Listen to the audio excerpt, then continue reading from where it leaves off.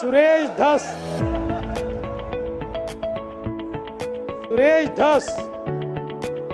हे कोणत्याही गँग मध्ये नव्हते. सुरेश धस ओरिजिनली आमच्या गँग मध्ये होते, मग तुमच्या गँग मध्ये गेले आणि आता पुन्हा आमच्या गँग मध्ये परत आले. याच्या व्यतिरिक्त त्यांची कुठलीही गँग नाही.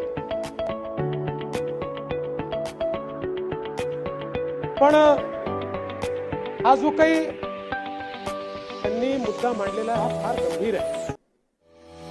आपण इतका पैसा त्या विम्याकरता देतो, तर त्या पीक विम्यामध्ये अशा प्रकारे जर ढळ होणार असेल तर त्याची सखोल चौकशी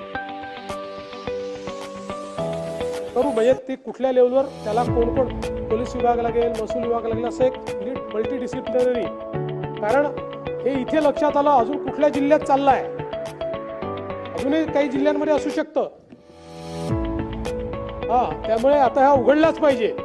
एकीकडे आपण सांगायचं 8,000 कोटी रुपयाचा विमा दिला आणि त्यातले 1,000 कोटी दुसरेच पळवत असतील तर हा टॅक्स पेअरचा पैसा आहे.